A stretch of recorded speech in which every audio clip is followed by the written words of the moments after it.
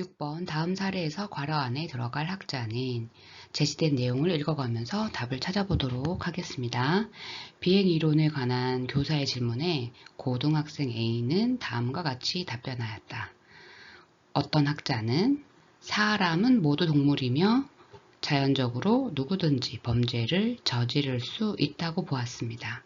인간은 도덕적인 존재도 부도덕적인 존재도 아니며 범죄를 억제하는 요인이 부재하거나 부실하면 범죄를 저지른다고 주장하였습니다. 특히 개인별 일탈의 차이는 애착, 관여, 전념, 참여, 신념의 정도에 따라 다르다고 보았습니다.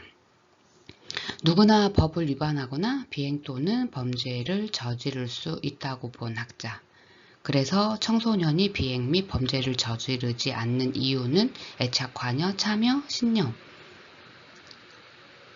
사회의 유대를 높이는 중요한 요인으로 작용한다고 보았던 학자. 누구죠?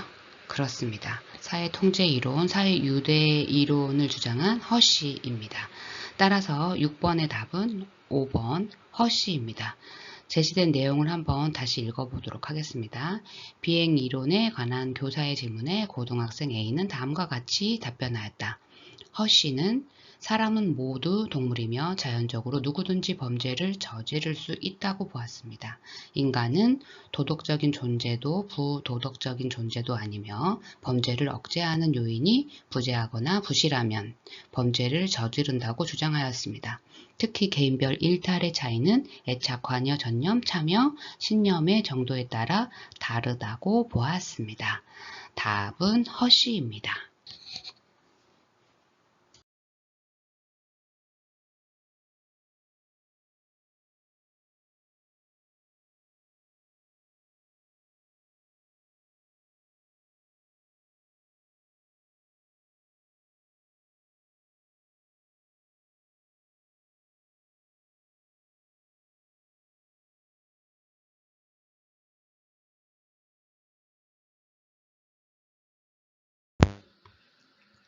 7번 다음에서 설명하는 비행이론에 제시된 내용을 읽어가면서 설명하는 비행이론을 찾아보도록 하겠습니다.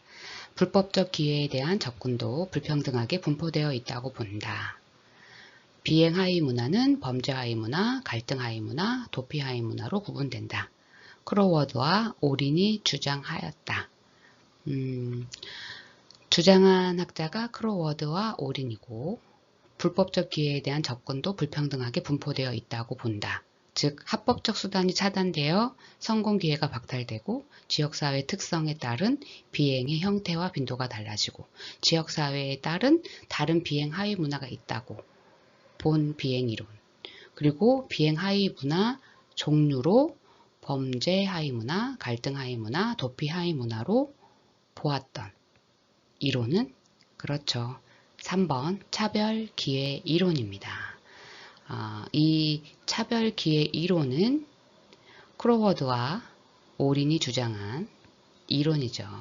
그래서 비행 발생 원인과 하위 문화 종류를 제시하였습니다.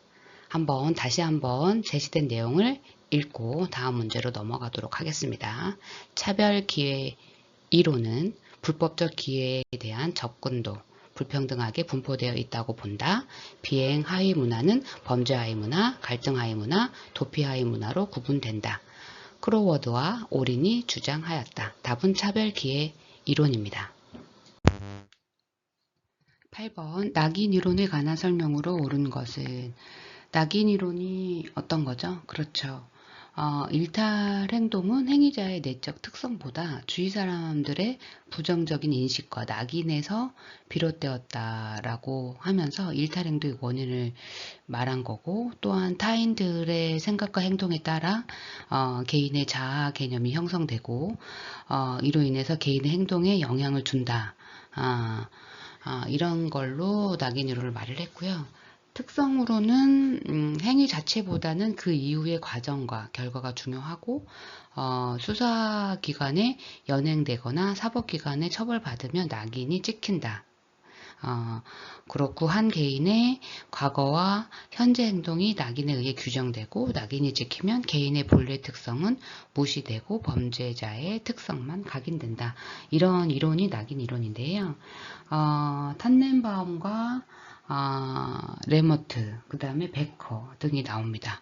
한번 제시된 문항들을 차례차례 읽어가면서 옳은 설명을 찾아보도록 하겠습니다. 1번, 사회의 구조적 차원에서 범죄 원인을 설명하는 이론이다.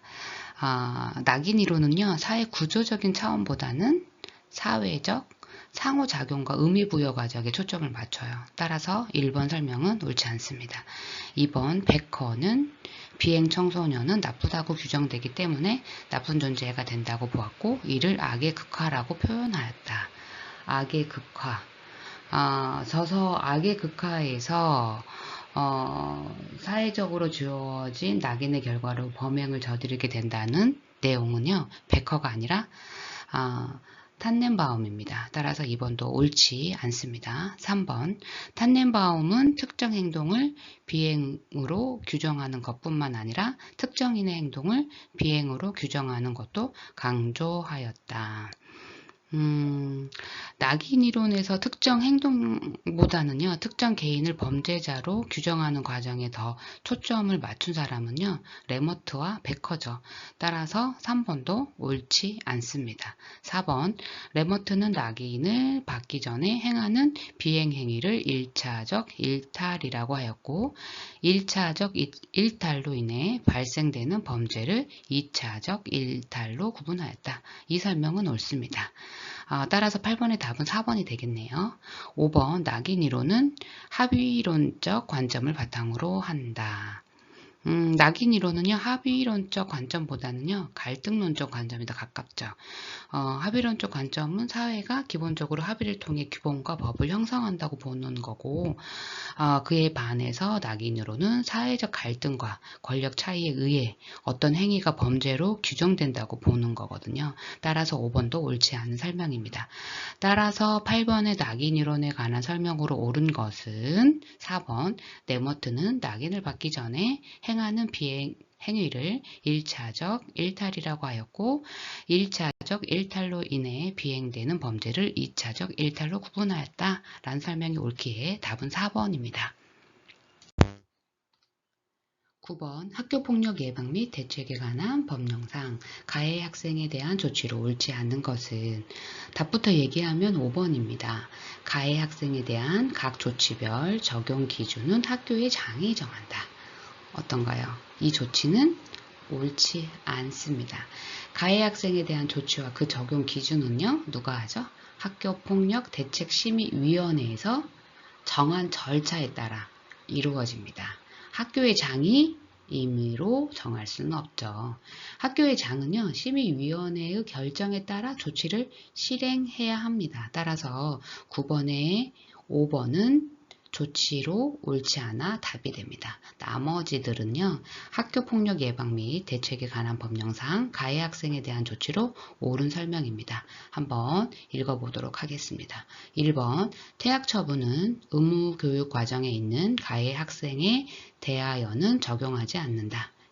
옳습니다. 2번, 가해 학생에 대한 조치 요청이 있을 시 교육장은 14일 이내에 해당 조치를 하여야 한다. 이 설명도 맞습니다. 3번, 학교폭력대책심의위원회는 조치를 요청하기 전에 가해 학생 및 보호자에게 의견 진술의 기회를 부여해야 한다. 옳습니다. 4번, 교육장이 학교폭력 예방 및 대책에 관한 법률 제17조 제1항에 따라 내린 조치에 대하여 이의가 있는 가해 학생 또는 그 보호자는 행정심판법에 따른 행정심판을 청구할 수 있다. 옳습니다. 따라서 9번의 답은 5번, 가해 학생에 대한 각 조치별 적용 기준은 학교의 장이 아니라 학교폭력대책심의위원회에서 정한 절차에 따라 이루어지므로 학교의 장이 임의로 정할 수 없다. 따라서 답은 5번입니다. 10번, 학교폭력 주변인 유형 중 방어자의 특성에 해당하는 것을 모두 고른 것은 여러분 학교폭력 주변인에는 어떤 유형이 있죠? 그렇죠. 동조자, 강화자, 방관자, 방어자가 있습니다. 동조자는 그렇죠. 가해자보다는 덜하지만 가해 행위를 도와주는 학생 집단. 강화자는 가해 상황을 더 악화시키는 학생 집단. 방관자는 가해자, 피해자, 동조자, 강화자를 뺀 나머지 학생들. 방어자는 그렇죠. 괴롭힘을 당하는 친구가 있는지 잘 살피고 학교폭력을 예방하거나 학교폭력 상황에서 피해자를 보호하고 도와주는 학생이죠. 한번 이러한 선의예를 가지고 제시된 내용에서 방어자의 특성에 해당하는 것을 골라봅시다. 기억, 가해자에게 그만하라고 말하거나 소리친다. 맞죠? 니은, 피해자를 지지하고 안정시킨다. 맞습니다. 디귿, 피해자를 돕기 위해 괴롭힘 상황을 어른들에게 알린다. 맞습니다. 리을, 괴롭힘을 목격하였을 때 평소처럼 자신의 할 일을 한다. 이쪽은 방어자가 아니라 방관자입니다. 따라서 답은 3번 기억, 니은, 디귿이 방어자의 특성에 해당하는 답이 되겠습니다. 답은 3번입니다.